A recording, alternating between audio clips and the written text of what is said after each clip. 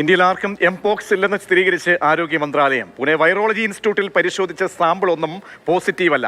നിരീക്ഷണം തുടരുന്നതായി ആരോഗ്യ മന്ത്രാലയം. സംസ്ഥാനങ്ങൾക്കും കേന്ദ്രഭരണ പ്രദേശങ്ങൾക്കും നൽകിയ മുന്നറിയിപ്പിലാണ് കേന്ദ്ര ആരോഗ്യ മന്ത്രാലയം ഇക്കാര്യം അറിയിച്ചത്. അർജുൻ പീതാംബരനുണ്ട്. അർജുൻ, കേന്ദ്ര ആരോഗ്യ മന്ത്രാലയത്തിന്റെ സ്ഥിരീകരണം എങ്ങനെയാണ്? കഴിഞ്ഞ ദിവസമാണ് ഇന്ത്യയിൽ എംപോക്സ് വൈറസ് ബാധ സംശയിക്കുന്ന രീതിയിൽ ഒരാൾ ചികിത്സയിലുണ്ട് എന്നുള്ള കാര്യം ആരോഗ്യ മന്ത്രാലയം വ്യക്തമാക്കിയത്. ഇയാളുടെ ഈ സാമ്പിളുകൾ എടുത്ത് പരിശോധനയ്ക്കായി ടെസ്റ്റിനായി അയച്ചിരുന്നു.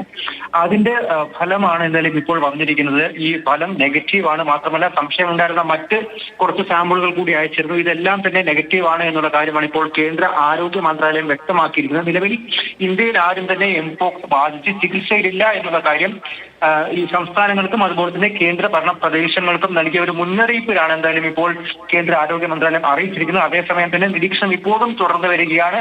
ഈ മറ്റ് ഇന്ത്യൻ അയൽ രാജ്യങ്ങളും ഒപ്പം തന്നെ 12ഓളം തന്നെ ആഫ്രിക്കൻ രാജ്യങ്ങളിലും വലിയ രീതിയിൽ ഈ എംപോക്സ് പടർന്ന് പന്തലിച്ച ഒരു സാഹചര്യത്തിൽ ഇന്ത്യയിലും എയർപോർട്ടിലടക്കം വലിയ രീതിയിൽ സ്ക്രീനുകൾ ശക്തമാക്കാൻ വേണ്ടിയിട്ടുള്ള നിർദ്ദേശത്തിലേക്ക് ഒരു നടപടിയിലേക്കാണ് ഇപ്പോൾ എന്തായാലും ആരോഗ്യ മന്ത്രാലയം കടന്നിരിക്കുന്നത്. എന്തായാലും എംപോക്സ് ബാധ ഇന്ത്യയിൽ ഇതുവരെയും സ്ഥിരീകരിച്ചിട്ടില്ല എന്നുള്ളത് ആശ്വാസകരമായിട്ടുള്ള കാര്യം തന്നെയാണ്.